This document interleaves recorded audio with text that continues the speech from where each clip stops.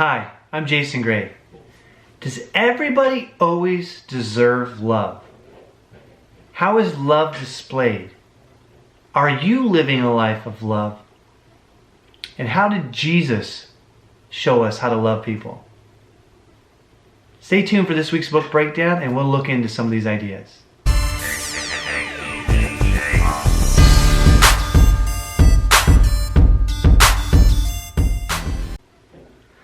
Alright, I'm excited to bring to you a different book. This is with a Christian tone, of course. This is from Bob Goff, and the book is Everybody Always. Okay? And the word missing there is love everybody always. Okay? Now, think about that in your life. Do you love everybody always? Should you? Does everyone deserve your love always? I mean, these can be some deep questions, and you have to read the Bible, explore yourself, pray about it, and really figure out if what your answer is to that. But the author here argues that that's what Jesus wants. That's what he did, and that we should love everyone always. And I'll tell you, this book is an easy read. It's very inspiring. I'm going to share with you just 8 to 10 ideas or samples from it, but I cannot do this book justice. I love it. I think anyone should pick up this book and they'll be inspired to be a better person. So chapter 1, just a quote here.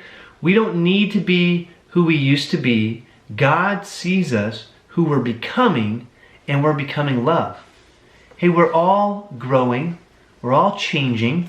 Just because you didn't act the right way or a certain way in the past, that's not you. You can become. You're always becoming something. Choose love. All right.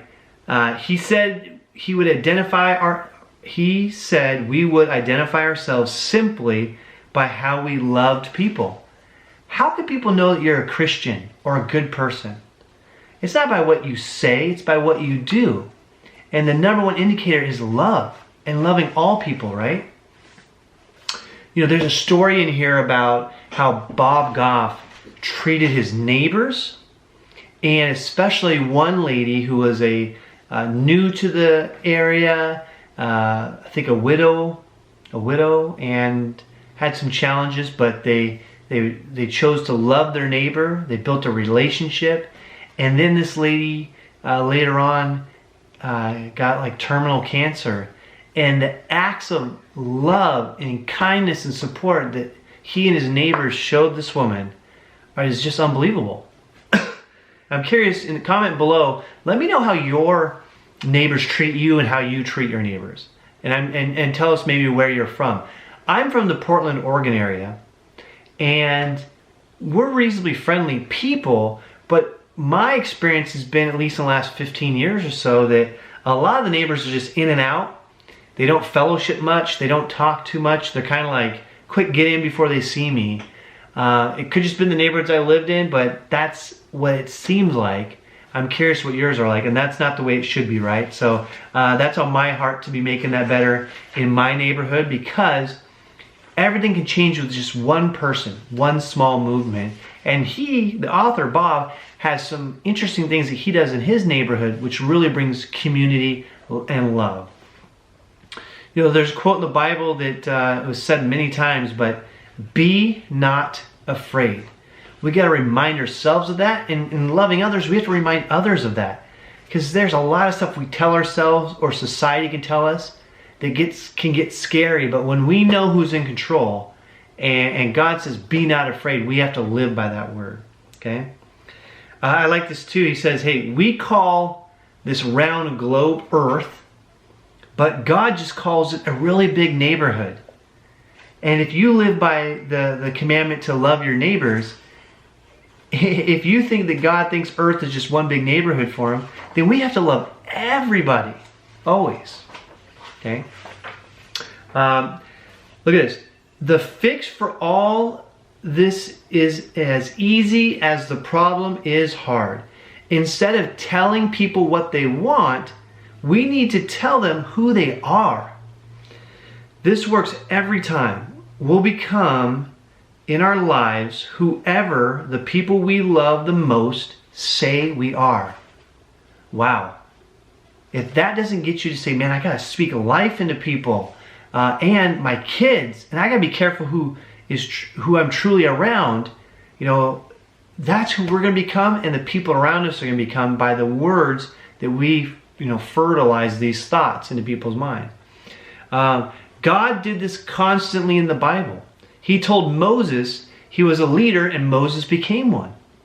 He told Noah he was a sailor, and he became one. He told Sarah she was a mother, and she became one. He told Peter he was a rock, and he led the church. He told Jonah he'd be fish food, and, well, he was.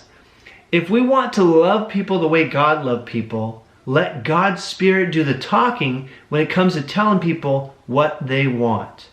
Okay? All the directions we're giving to each other aren't getting people to the feet of Jesus. More often, the unintended result is that they lead people back to us.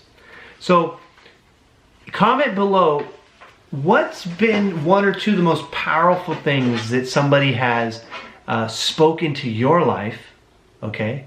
And then who's one or two people that today you can go speak life into them, with no agenda, not looking for reciprocation, just getting in there and letting them know who they are. And any of you who are in our company, Art Williams did that with all of his people, and I'm now more reminded about that than ever, and that helped grow the company, right? Okay, remember this about shame. Shame makes us silent. It strips us of a few words we might have. It mutes our life and our love. It's the pickpocket of our confidence. All right? We can't allow that to happen between us. Shame will do this, and fears will too. Dumb arguments will do it. Pride and its unreasonable expectations will do it. Our families and embarrassment will do it. Each of these will tell us as many lies as we'll listen to, then steal our words, rob us of the rhythms we've established with people we've come to know, and tell us to run away. Don't let shame or anything scare you away or run you away or silence you or silence your love or the shame of others. People go through addictions and hard times and mistakes. They don't need us to shun them and scold them further, right? They need love. They need support, right? They need to know who they are, who they truly are, not some bad behavior or challenging behavior they have. I heard this the other day that, if you get in a room with people, and if your task was to look at the person next to you, really look at them, and then you need to tell them, when I look at you, I see, and then fill in that blank. So think about it. Think for a second. Look at me right now, okay? Look at everything going on here. And if you're through the camera right now, and what would you say to me? When I look at Jason, when I look at you, I see. People might say a Caucasian guy. They might say a guy with a black beard, a shirt, paintings on the wall, a new haircut, big ears, whatever they would say, right? Because those are the first things that might come to mind. But look at this. What if you look at that person right in the eyes and you say, when I look at you, I see me, right? You remove the mask of what we try to pretend to be at times. Guys, we're all a heartbeat. Something like 99+% of all genetics are the same in each person. I'm not a doctor, don't quote me to that, but I heard that the other day. But nonetheless, look, we're all born humans wanting to be loved and to love, and of equal, right? We're all born the same way through some parents. And our environment and our thoughts and our ideas and so many variables start changing some of the things about us. But at the core, aren't you like me and I like you? So why, I'm talking to myself here, why can I be so judgmental at times or so afraid of other people or differences when we just got to understand we're all the same and love on each other, right? Hey, fun story in here about a limo driver. Here's a quick quote. Don't build a castle when you can build a kingdom. Why would you limit God? If God is almighty, why would you let your little thinking limit God, right?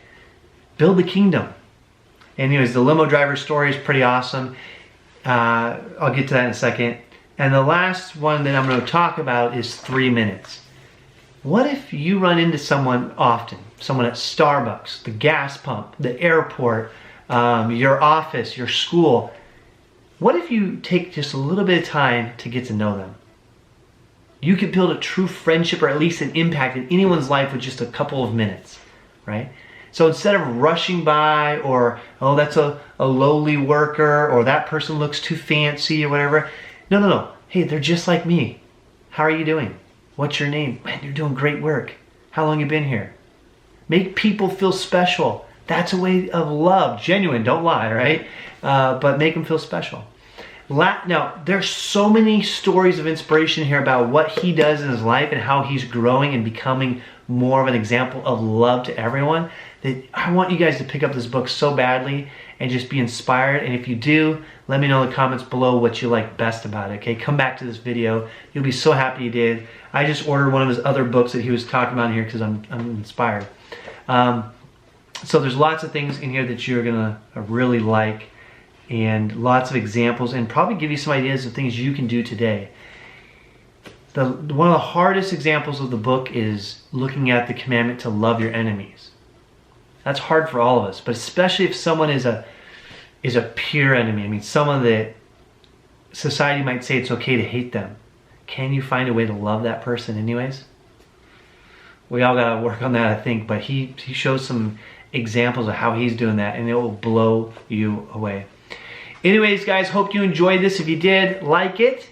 Maybe share it with someone that wants to hear this message. And stay tuned. I've got 3 or 4 books I'm going to be popping out like that have already been read. Just haven't had time to make the videos. So subscribe to the channel so you won't miss any of the new ones. If you're new here, go back and check out the last 36 or 37. We will finish 50 by the end of this year. And until then, join me in the pursuit of greatness.